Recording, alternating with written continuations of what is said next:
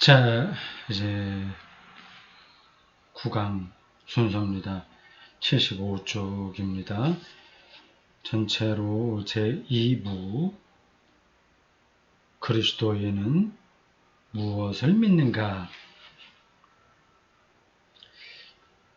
이런 주제 아래 두 번째 시간으로 하나님의 침공입니다. 첫 번째는 하나님과 경쟁하는 개념들이었습니다. 기독교는 뭐를 믿는가? 그런 거예요. 자, 앞에 건 이제 전제하고 두 번째 하나님의 침공입니다.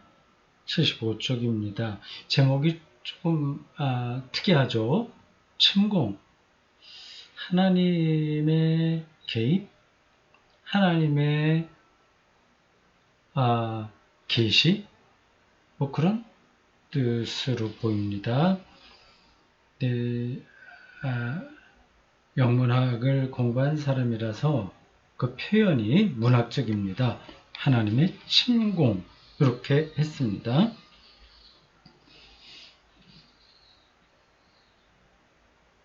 이처럼 무신론은 단순하기 그지없는 것입니다.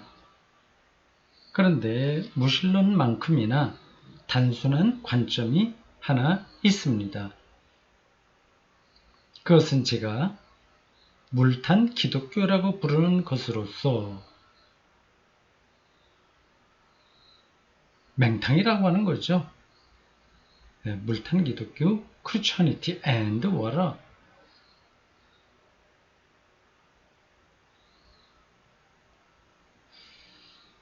하늘에 선한 하나님이 계시니 만사형통이라고 말하는, 뭐 다 잘 될 거야, 뭐 그런 입장이죠. 죄니 지옥이니 악마니 구속, 구원하고 속해준다 라고 하는 어렵고 무서운 교리들은 전부 제쳐놓는 입장입니다. 좀 나이브하다고 하는 거죠. 말랑말랑한 신앙이죠. 하나님이 선하시니까 뭐 다 잘 되겠지 하는 겁니다. 이 두 가지는 전부 미숙한 철학입니다. 그리고 두 번째에 해당하는 게 자유주의적인 신학을 가리킵니다. 자유주의 신학이요. 그 죄에 대한 입장이 좀 낭만적이죠. 나이브한 겁니다. 다 잘 돼. 이렇게 앞으로 잘 진보할 거야. 그러한 입장들입니다.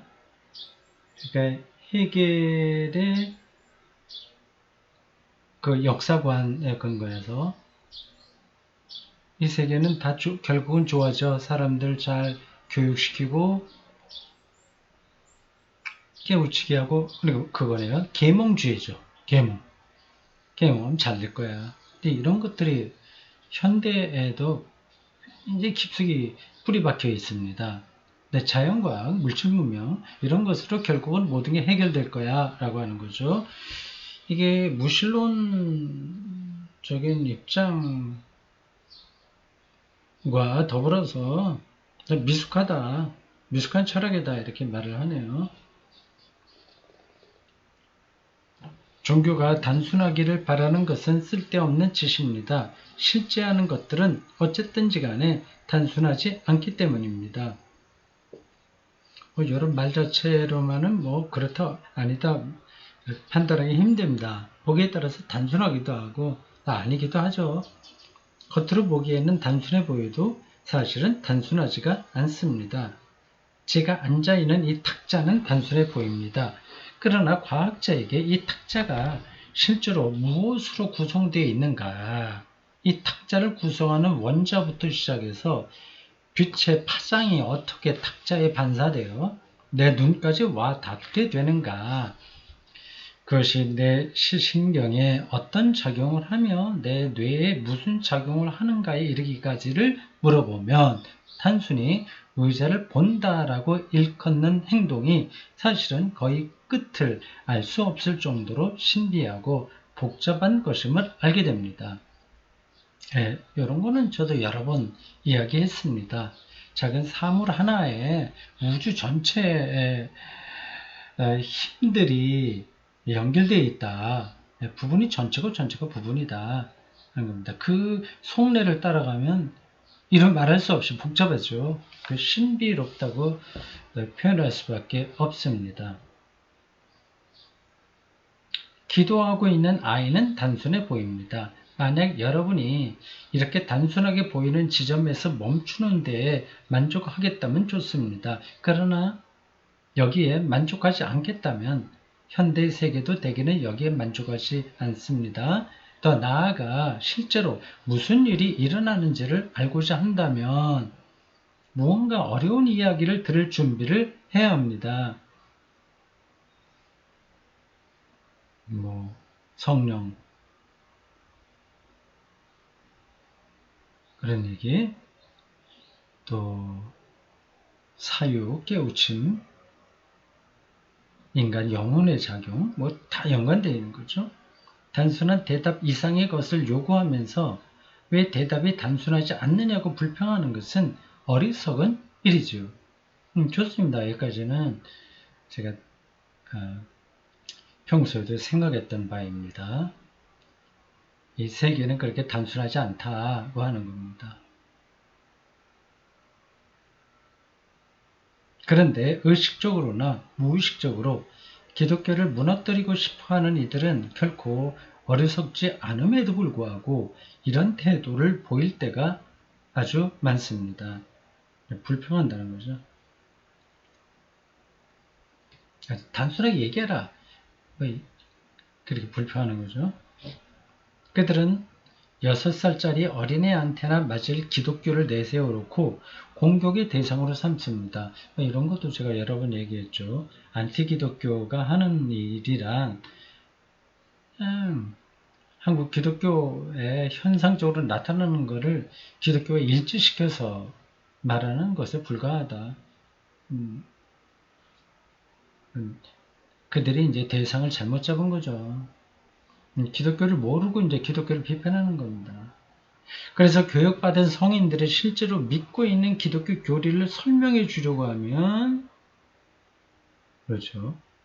머리가 핑 돌 정도로 복잡하다고 투덜거리면서 하나님이라는 존재가 정말 있다면 종교를 단순하게 만들었을 것이라고 불평하지요. 그리고 기독교인들 중에서도 이런 불평하는 사람들은 많습니다. 저도 그런 얘기를 좀 들었어요.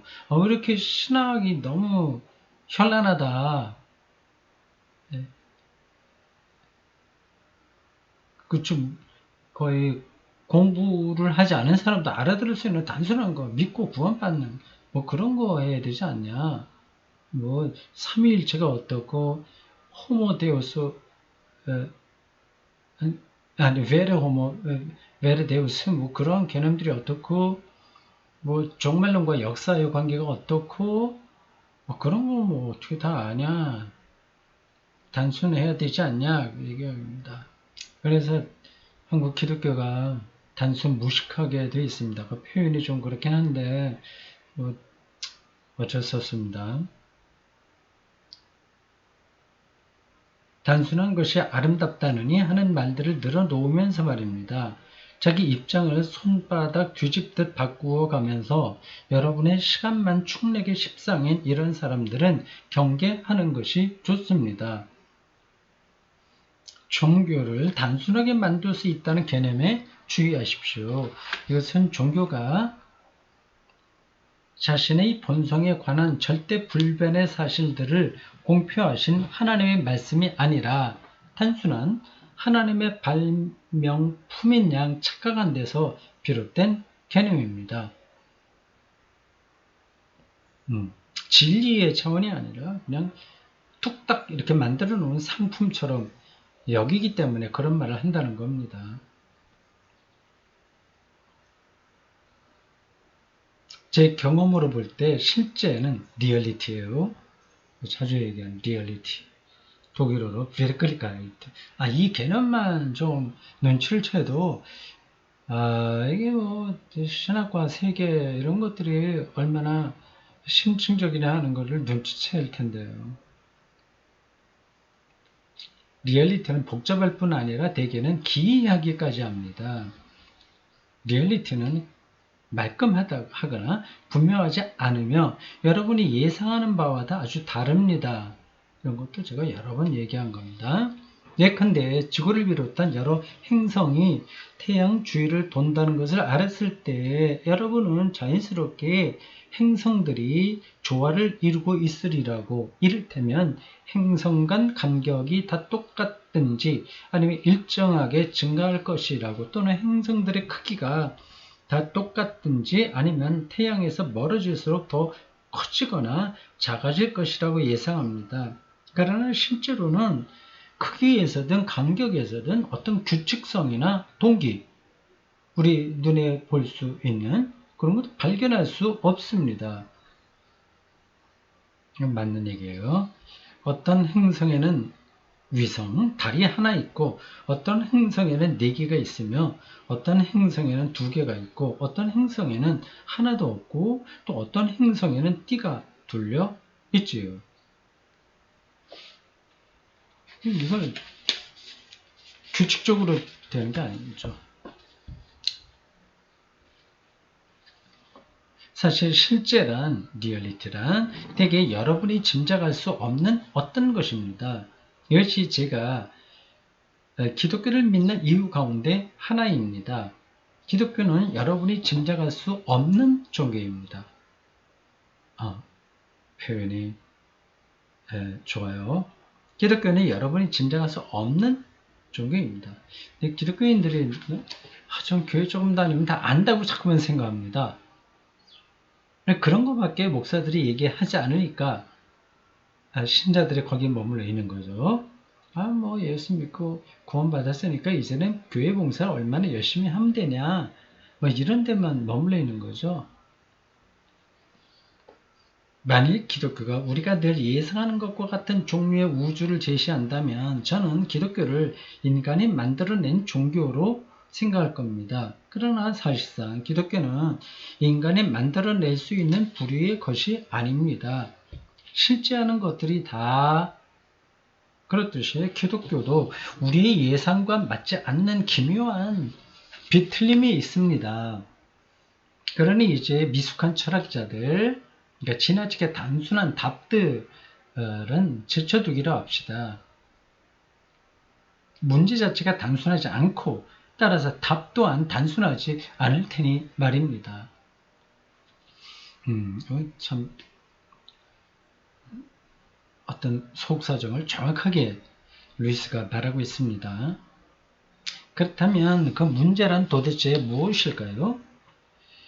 이 우주에는 분명히 나쁜 것들과 명백히 무의미한 것들이 많이 존재하지만 동시에 우리 인간들처럼 그것이 나쁘고 무의미하다는 점을 아는 생물도 존재합니다. 이 모든 사실들을 정면으로 다루는 관점은 단 2가지 뿐입니다. 하나는 기독교적 관점으로 세상은 원래 좋았는데 나빠졌으며, 선악과 설화에 관련된 이야기죠. 죄죠. 그럼에도 불구하고 돌아가야 할 원래 모습의 기억이 여전히 남아있다고 보는 입장입니다. 또 다른 관점은 이원론이라고 하는 겁니다. 원래 선과 악이 따로 있었다 그죠? 듀얼리즘. 이원론은 모든 것의 배후에 선과 악이라는 2개의 동등한 독립적인 힘이 있으며, 이런 거는 아주 고대 때부터 있었던 겁니다. 그거를 극복한 게 유대교죠. 유일신이죠. 선악 따로 또 하나의 근원적인 절대적인 존재가 있다고 보지 않았죠. 2개의 동등함에 독립적인 힘이 있으며 우주는 그 2 힘이 끝없이 싸우는 전쟁터라고 믿습니다. 저는 개인적으로 지금까지 나온 이론 중에는 이 이원론이 기독교 다음으로 가장 남성적이고 분별력 있는 관점이라고 생각합니다. 왜 또 갑자기 남성적이라고 나와? 이게 선악간에 싸우니까 남성적이다. 표현이 좀 그러네요. 그분이 뭔가 생각하는 얘기죠. 그러나 여기에는 함정이 하나 있습니다. 이원론에 따르면 선과 악을 주관하는 다른 절대적인 신이 있다는, 그래서 투쟁이 역사다 하는, 이원론에 따르면 그 두 힘 내지는 두 영 또는 두 신, 하나는 선하고 하나 악한, 이 신은 아주 독립적인 존재입니다. 그 두 힘은 모두 영원 전부터 존재했습니다. 그중 하나가 다른 하나를 맡는 것도 아니고 하나님으로 자처할 수 있는 권리를 더 가진 것도 아닙니다. 아마 두 힘은 각각 자기가 선하며 상대방이 악하다고 생각할 겁니다. 둘 중에 하나는 미움과 잔인성을 좋아하고 다른 하나는 사랑과 자비를 좋아하는데 두 힘 모두 자기가 선하다고 주장합니다. 그렇다면 우리는 대체 어떤 뜻에서 하나는 선한 힘이라고 부르고 하나는 악한 힘이라고 부르는 것입니까? 지금까지 정리가 잘 됐습니다. 이원론을 두고 서로 다투고 있는 그 상황을 지금 설명하는 중입니다. 어쩌다 보니 하나는 다른 것보다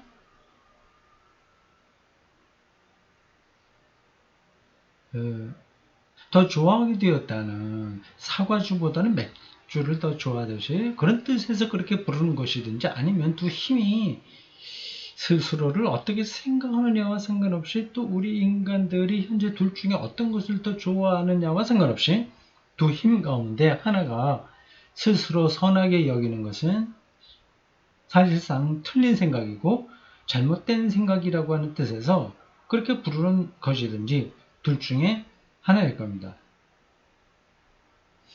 여기서부터 조금 이제 설명이 복잡해져요. 이 루이스의 그 변증의 독특한 방식입니다. 이런 쪽으로 생각해보지 않은 사람들은 지금 무슨 얘기하고 있는 거야, 좀 따분하게 들겠어요.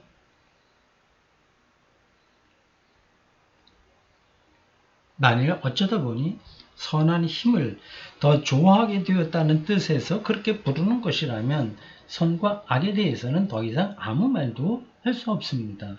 선이란 어쩌다 보니 그 순간에 더 좋아하게 된 것이 아니라 여러분이 더 좋아해야만 하는 것을 뜻하는 것이기 때문입니다. 이제 그걸 못해서 문제인 거죠. 그렇게 됐는데, 그걸 이제 하나님의 침공이라고 그랬나? 그렇게 표현한 거예요. 만약 선하다는 것이 단지 그냥 이유 없이 마음이 끌리는 편에 합세하는 것을 뜻한다면 그때의 선이라고 불릴 가치가 없습니다. 그러니까 우리가 하나를 선하다고 부르고 다른 하나를 악하다고 부르는 데에는 두 힘 가운데 하나는 실제로 그러며 다른 하나는 실제로 옳다는 뜻이 들어있는 것입니다.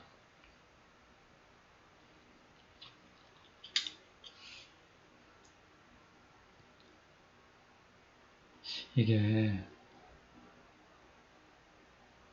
몇 가지 굳이 딱 틀렸다고 말할 수는 없어요. 이렇게 이제 확 구분해서 말하기 어려운 지점들이 있습니다. 예를 들어서 아주 극단적인 예를 드는 거예요. 우리가 이렇게 육식을 먹잖아요. 육식, 닭, 돼지 소. 이게 서로 다른 거예요. 그거를 이제 거부하는 사람들이 있어요. 채식주의자들. 그들이 볼 땐 이건 잘못된 거다 보고요. 근데 또 육식을 하는 사람들은 이게 뭐가 그러냐, 이게 다 이 세상이 그렇게 돌아가고 있는데 이렇게 한단 말이에요. 이걸 선악으로 구분하기 힘들잖아요. 그럼 어떤 곤충이 있을 때 그거를 방 안에 들어오면 그거를 잡아 죽이는 거에 맞는지, 아니면 하나님의 창조니까 그거를 가능한 살려주는 게 옳은 건지, 이게 좀 적당한 예가 될지 모르겠습니다만, 이게 선과 악, 이걸로 딱 구분할 수 없는 경계들이 있다는 겁니다. 근데 뭐 전반적으로는 선에 우리가 끌린다고 하는 건 옳습니다. 그런데 여러분이 이렇게 말하는 순간 이 두 힘을 제외한 제3의 존재, 즉 두 힘 중에 하나는 거기에 부합하지만 다른 하나는 부합되지 않는 어떤 법칙 내지는 기준 또는 규칙을 우주에 끌어들이는 셈이 됩니다. 이처럼 그 기준에 따라 두 힘을 판단하게 되는 것을 볼 때 그 기준 내지 그 기준을 만든 존재는 그 두 힘보다 더 오래전부터 있었을 것이고 더 높은 곳에 있었을 것이며 그야말로 진정한 하나님일 것입니다. 즉 우리가 하나를 선하다고 부르고 다른 하나를 악하다고 부르는 것은 사실상 하나는 진정한 궁극적 하나님과 바른 관계를 맺고 있으며 다른 하나는 그릇된 관계를 맺고 있다는 뜻인 겁니다. 선과 악을 이렇게 이야기하는 것 자체가 더 높은 존재가 있다는 것에 대한 증거라고 하는 거죠. 네. 자, 따라가 봅시다. 같은 이야기를 다른 방식으로 해보겠습니다. 만약 이원론이 맞다면, 이원론의 이제 문제를 얘기하는 거죠.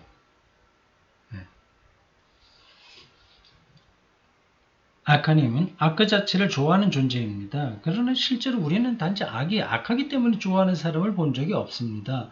우리는 여기에 가장 가까운 사례를 잔인한 행동에서 찾아볼 수 있습니다. 그러나 현실 생활에서 사람들이 잔인하게 구는 이유는 둘 중에 하나입니다.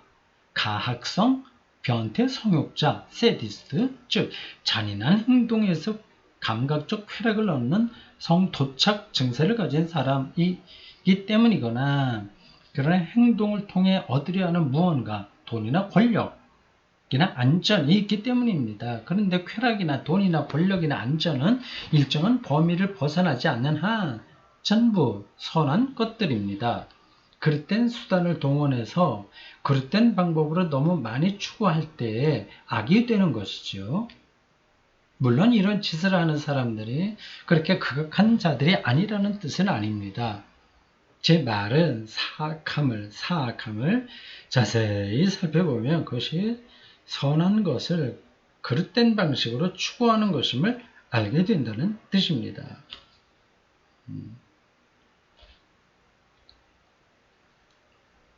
여러분은 단지 그 선 자체를 위해 선해질 수 있습니다. 그러나 단지 악 자체를 위해 악해질 수는 없습니다. 여러분은 친절을 베풀 마음이 전혀 없고 그 행동에서 전혀 기쁨을 느끼지 못할 때에도 단순히 친절은 옳은 일이라는 이유로 친절을 베풀 수 있습니다. 그러나 단순히 잔인한 행동은 잘못된 일이라는 이유로 잔인한 행동을 하는 사람은 아무도 없습니다. 그렇죠? 그 잔인함이 자신에게 쾌락을 주거나 유용하기 때문에 그렇게 하는 것일 뿐입니다. 다시 말해서 악은 선이 선되는 것과 같은 방식으로 악이 될 수 없습니다. 그러니까 존재론적으로 악이 성립이 안 되는 거죠. 그거는 뭔가 왜곡돼서 그쪽을 향한다는 겁니다.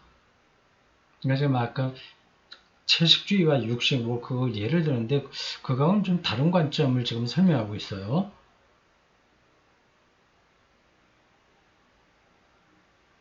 이를테면 선은 선 그 자체입니다. 그러나 악은 선이 부패하는 것에 지나지 않습니다. 무언가 부패했다는 것은 처음에는 좋은 것이 있었다는 뜻입니다. 우리는 세디즘, 메조키즘과 세디즘이 있죠. 두 개 다 병적인 겁니다. 세디즘, 이거는 학대를 남에게 가함으로써 얻는 쾌감. 메조키즘은 자기를 학대함으로써 얻는 쾌감이에요. 성도착이라고 부릅니다. 이런 도착되었다고 말할 수 있으려면 먼저 정상적인 성관계에 대한 개념이 있어야 합니다. 그래야 어떤 것이 도착된 것인지 알아볼 수 있습니다. 정상적인 것을 기준으로 볼 때에야 무엇이 도착되었는지 설명할 수 있는 것이지, 도착된 것을 기준으로 삼아 무엇이 정상적인 것인지 설명할 수는 없는 법입니다. 그렇다면 이 원론에서 가장하고 있는 바 선한 힘과 동등한 입지를 가진 존재, 선한 힘이 선한 힘을 사랑하는 것과 같은 방식으로 악을 사랑하는 악한 힘의 존재라는 것은 단순한 헛개비에 불과합니다. 그렇지 않다는 거죠. 이건 기독교적으로 옳은 이야기를 하고 있습니다. 타락한 천사를 사탄으로 말한다거나 그런 데서 알 수 있습니다. 악한 힘이 악해지려면 먼저 선한 것을 원하고 그 다음에 잘못된 방식으로 그것을 추구해야 됩니다. 충동을 왜곡시키려면 그것보다 먼저 왜곡시킬 좋은 충동이 있어야 한다는 것입니다. 그러나 그가 악하다면 갈망할 수 있는 좋은 것이나 왜곡시킬 수 있는 좋은 충동을 스스로 제공할 수가 없습니다. 그렇다면 결국 그는 독립적인 존재가 아니라는 뜻이 됩니다. 그는 선한 힘이 다스리는 세상의 일부에 불과합니다. 그는 선한 힘에 의해 만들어진 존재이거나 두 힘 모두의 너머에 있는 어떤 힘에 의해 창조된 존재입니다. 이원론적인 사고방식, 사유, 그것의 모순을 지금 이야기하고 있습니다. 앞에서는 무신론의 수준 낮음을 얘기하고 지금은 이원론의 수준 낮음을 이야기하고 있습니다. 더 간단히 말해 봅시다. 악한 힘이 악해지려면 일단 그는 존재해야 하고 지성과 의지를 가지고 있어야 합니다. 그런데 존재나 지성이나 의지는 그 자체로는 모두 선한 것들입니다.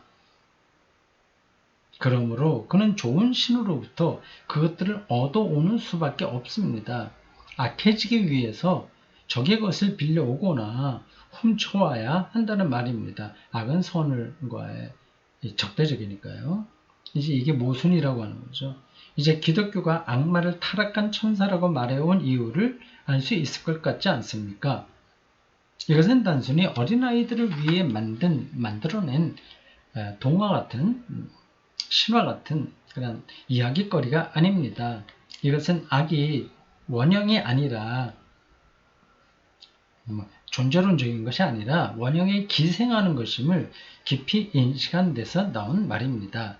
악이 악을 행할 수 있게 하는 힘은 선에서 나옵니다. 악한 자가 효율적으로 악해지는 데 필요한 모든 것, 결단력, 영리함, 좋은 인상, 생존 그 자체, 이런 것은 그 자체로서는 다 선한 것들입니다. 이것이 엄밀한 의미에서 볼 때 이원론이 통할 수 없는 이유입니다. 설득력이 있죠? 네. 악한 힘의 존재론적 근원은 성립이 안 된다고 하는 거죠. 그러나 저는 참된 기독교, 물탄 기독교가 아니라 참된 기독교가 사람들의 생각 이상으로 이원론에 아주 가깝다는 사실은 기꺼이 인정합니다. 악을 인정하는 거죠.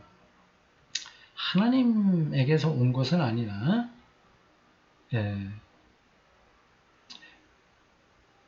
죄로 인해서 발생한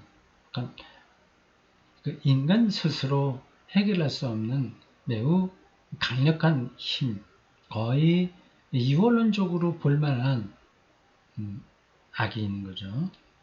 그래서 이원론에 가깝다고 하는 사실을 인정합니다. 처음으로 신약 성경을 진지하게 읽었을 때 놀랐던 점 가운데 하나는 우주 안에 존재하는 어두운 권세, 죽음과 질병과 죄의 배후의 세력으로 간주되는 막강한 악령에 관한 언급이 상당히 많다는 것이었습니다.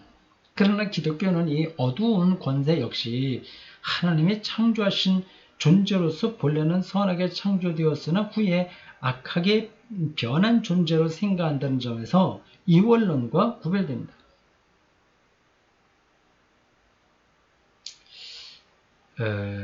뭐 그렇게 표현하긴 한데 여기서 하나님이 창조한 존재다.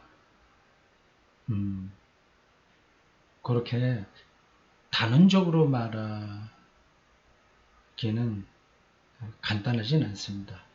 하나님 만들지 않은 것도 있단 말인데 그건 아닌 거죠. 하나님의 창조의 범주 안에 있으나 하나님에 의해서 만들어지지 않은 거죠. 그런 어떤 그 경계선에 서 있습니다. 근데 이렇게 단언적으로 하나님이 만들었다나 만들었지만 나중에 변했다. 그렇게 말하기는 좀 애매합니다. 이 우주가 전쟁 중이라는 견해에서는 기독교는 이원론에 동의합니다. 그러나 이 전쟁을 두 독립적인 권세들 간에 일어나는 일로 생각하지는 않습니다. 고대 시절부터 이 선악, 어둠과 빛의 전쟁 싸움이라고 하는 생각이 있었습니다. 그게 어떤 용어로 말할 수 있는 게 있는데 전 기억이 안 납니다. 기독교는 이 전쟁을 일종의 내란 내지는 반란으로 생각하며 우리가 살고 있는 우주가 반역자들에게 일부 점령당했다고 생각합니다. 적들의 점령 지역, 이것이 현재 이 세상의 모습입니다. 기독교는 합법적인 왕이 이를테면 변장을 한 채 어떻게 이 지역에 상륙했는가에 관한 이야기로서 그게 이제 예수죠. 성육신한 예수. 우리 또한 이 거대한 파괴 작전에 참여할 것을 촉구합니다. 교회 가면 동지들의 비밀 무전을 들을 수 있습니다.